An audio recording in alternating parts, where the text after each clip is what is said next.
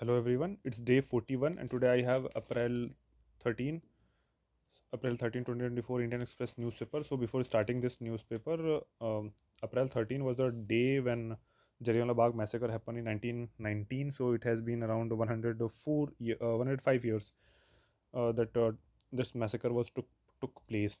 So again, coming to the important article in today's newspaper, I found one important article over the editorial page which I would like to read about the this is about the tuberculosis care.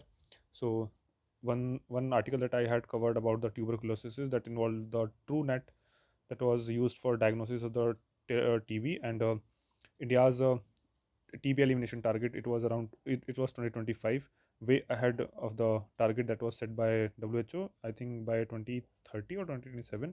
But India had set the target by 2025. So let us see what this article is going to say. So the private sector. So this article asking about involving private health sector can bolster capacity for quality primary treatment. The private sector plays a significant role in healthcare delivery in India. The government's flagship initiative, Ayushman Bharat PM Jan Aushadhi Yojana, recognizes the sector's reach. It provides insurance coverage in secondary and tertiary care to eligible families. In years, wellness centers of Ayushman Arogya Mandir have given a boost to primary healthcare capabilities.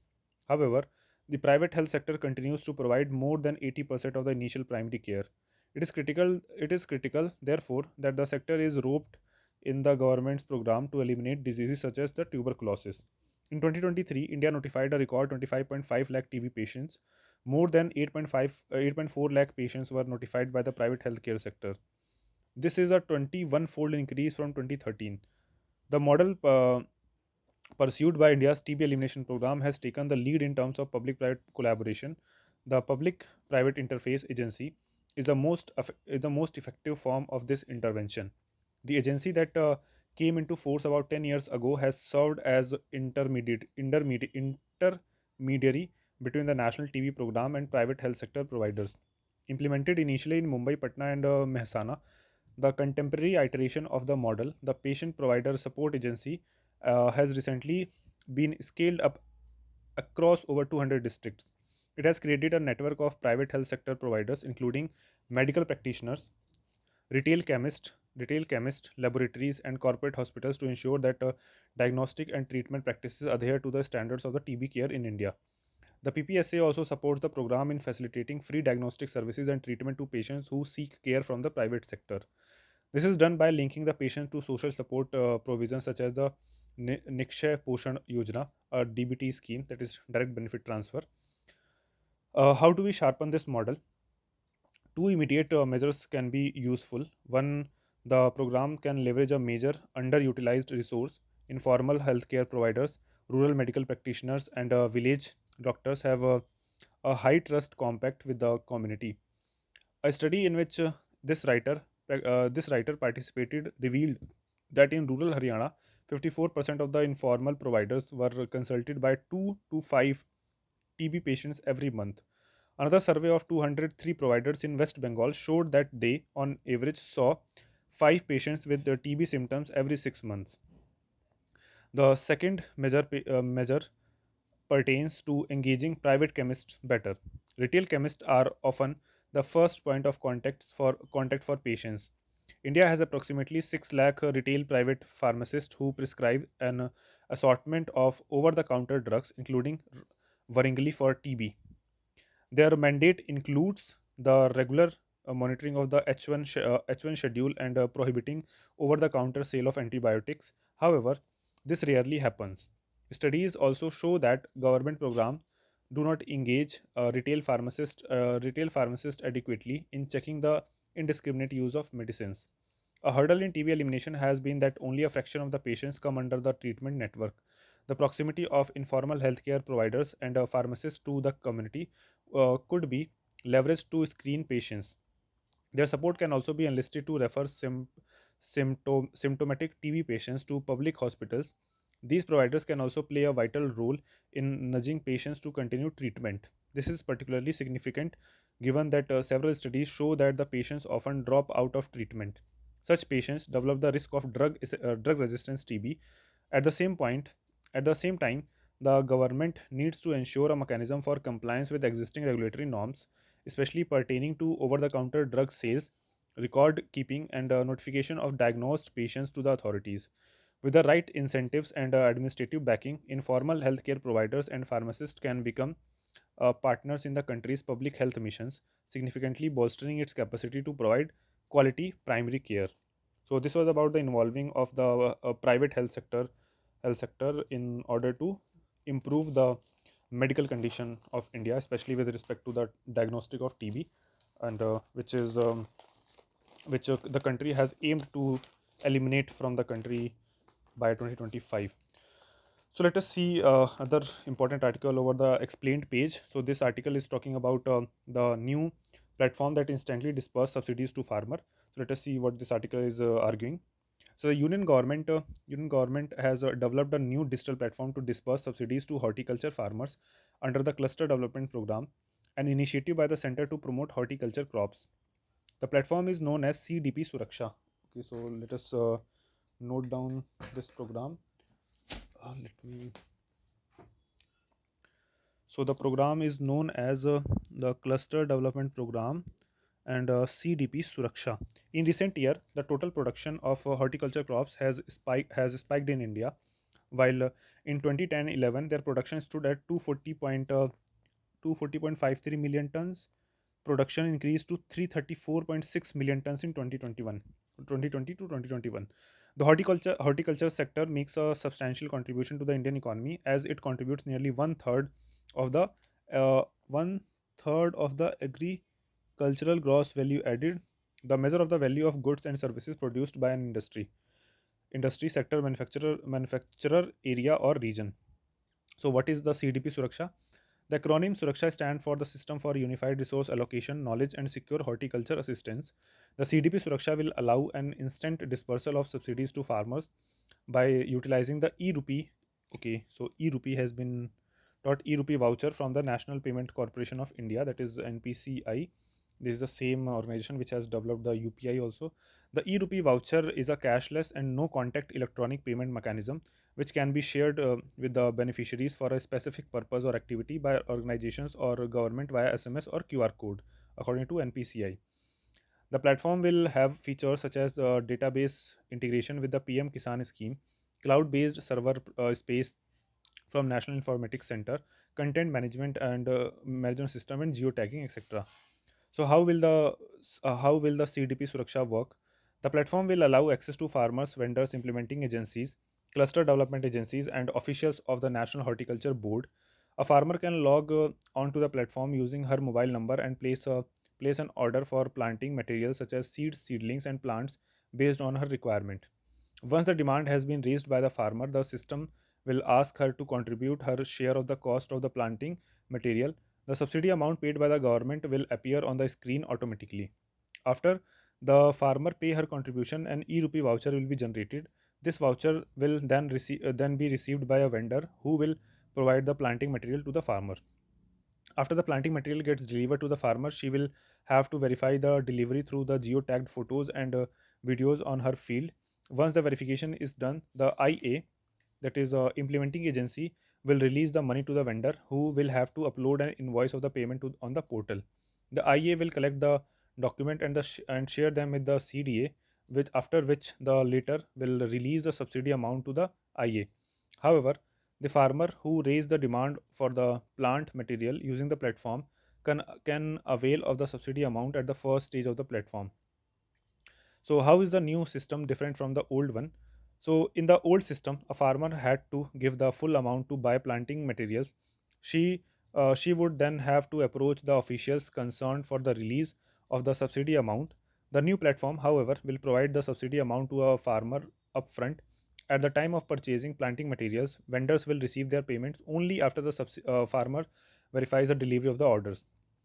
So, how many farmers and banks have come on the board? So, while the platform is yet to be unveiled at the national level, around 8,400 farmers' details have been uploaded on the platform so far. These include 8,000 farmers of the Sayadri Farms Private Limited, which is implementing the grape cluster in Nasik, Maharashtra.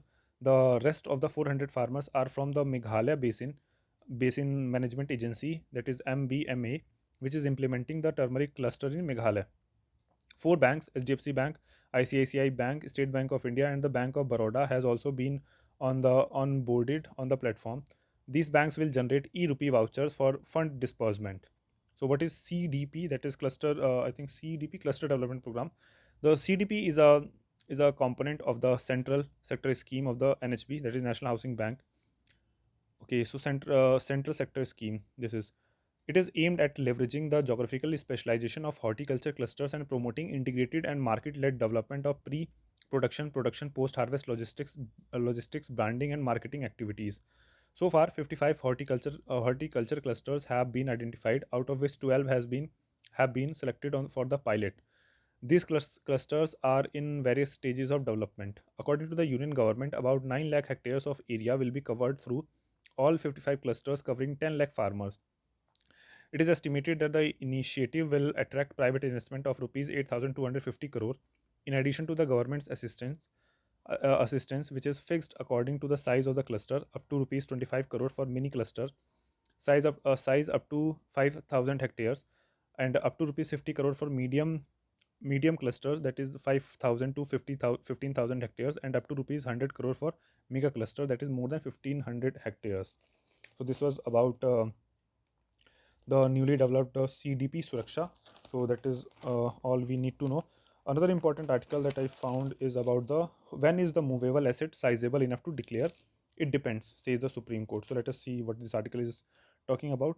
The Supreme Court has said that voters do not have an absolute right to know that all the details of the candidate's private life, and candidates are not required to disclose every item of movable property they own unless its value amounts to a sizable asset. So this sizable asset is a vague term which needs to be defined. So let us see what this define uh, where it is defined. So emphasizing a candidate's right to privacy in matters that are irrelevant to his candidature for public office are of no concern to voters. The court allowed an appeal by the Karikho Kari, whose election into the Arunachal Pradesh Assembly in 2019 was challenged on the ground that he had failed to disclose full information in his nomination papers. There is no absolute mandate that every non-disclosure, irrespective of its gravity and impact, would automatically amount to to defect of substantial nature, thereby materially affecting the result of the election or amounting to undue influence, so as to qualify as a corrupt practice. The judgment passed on April 9 by the bench of Justices Niruddha Bose and Sanjay Kumar said. So the election petition. After Kri won the Teju seat as an independent, the Congress candidate Nunne Tyang filed a petition accusing him of suppressing material particulars in his election affidavit. So Tyang argued that Kari had not disclosed the ownership of vehicles, including his wife's Maruti van and scooty and his son's motorcycle, and had not submitted no dues certificate for the electricity and water charges of his government provided accommodation. So Tayang asked the Itanagar bench of the Assam, Nagaland, Mizoram, and Arunachal Pradesh High Court to declare Kree's election void under sections 100 clause 1 subclause B, 101 D and 101 D4 of the Representation of the People Act 1951, and to declare him elected instead. Section 101 of the 1951 Act enumerates the grounds on which a candidate's election can be invalidated. So, Section 100, Clause 1 of the 1951 RP Act. So, under the Section 100, Clause 1, Subclause B, an election can be declared void if any corrupt practice has been committed by a returned candidate or his election agent, or by any other person with the consent of a returned candidate or his election agent. So, what are the corrupt practices? So, let us see. On July 7, 2023, the High Court declared the Cree's 2019 victory void under Section 100, Clause 1, Subclause B, 101D1, and 101D4 of the 1951 Act. However, it rejected Thiang's prayer to declare him elected in place of Cree. The High Court ruled that non-disclosure of a vehicle registered in the name of a candidate or a dependent member of his family was sufficient to constitute the corrupt practice of undue influence under Section 123, Clause 2 of the RP Act 1951. Under Under Section 123 of the RPA, corrupt practices include bribery, undue influence, false information, and promotion or attempted promotion of feelings of enmity or hatred between different classes of the citizens of India on grounds of religion, race, caste, community, or language by a candidate for the furtherance of his prospects in the election. Under Section 123, Clause 2, undue influence is any direct or indirect interference or attempt to interfere on the part of the candidate or his agent or of by any other person with the consent of the candidate or his election agent with the free exercise of any electoral right. This could include threats of injury, social ostracism, and expulsion from any caste or community. So, convincing a candidate or elector that they will become an object of divine displeasure or spiritual censure. Two will be considered an interface with the free exercise of the electoral right of such candidate or elector. So, no hard and fast rule. Upholding Cree's appeal against the High Court's order, Supreme Court said it was not inclined to accept the blanket proposition that a candidate is required to lay his life out threadbare for examination by the electorate. The candidate's right to privacy would still survive as a regards matters which are of no concern to the voter or are irrelevant to his candidature. In its 42-page order, the court noted that it is not necessary that a candidate declare every item of movable property that he or his dependent family members owns, such as clothing, shoes, crockery, stationery, and furniture, etc., unless the same is of such value as to constitute a sizable asset in itself or reflect upon his candidature in terms of his lifestyle and required to be disclosed. Every case must be judged on its own facts, the court said. There can be there can be no hard and fast or straight-jacketed rule as to when the non-disclosure of a particular movable asset by a candidate would amount to a defect of a substantial character, it said. Thus, if a candidate and his family own several high priced watches aggregating to a large monetary value, they would constitute high value assets and reflects a lavish lifestyle, and suppressing such information would amount to undue influence. However, if a candidate and his family members each own a simple watch which is not highly priced, suppression of the value of such watches may not amount to be a defect at all, the court said. So, again, the court has said that unless its value amount to a sizable asset, then it will not be a correct practice as said by court. And again, such kind of things are vague in nature. So let us see what is going to happen. And there is another important article about the Switzerland peace bid, which is talking about the a peace mediation between Russia and Ukraine. So that is an important article to read. And another important article about the volcanic vortex rings. So Mount Etna volcano, this is given. It is in Sicily, in Italy. So that is all we need to know. So what is this? And no, I think we should read it. Since last week, when does the Mount of volcanic vortex rings, and what is about Mount Etna and its activities? Since last week, Mount Etna, the largest volcano in Europe, and among the world's most active and iconic volcanoes, have been sending. So, what is about Mount Etna volcano? Mount Etna, or simply Etna, is an UNESCO World Heritage site on the east coast of the Sicily, the largest island of the Mediterranean Sea, lying just off the toe of the Italian boot. Etna's summit has five craters, which are responsible for the most of its eruption. So, what is a volcanic vortex ring? Vortex rings are generated when gas, predominantly water vapor, is released rapidly through a vent in the crater. Okay, so this is the mechanism how this ring is formed. So, I don't find any other important article over this in this today's newspaper. So, we'll see tomorrow's newspaper, that is the Sunday. We'll try to cover the Hindu tomorrow. So, till then,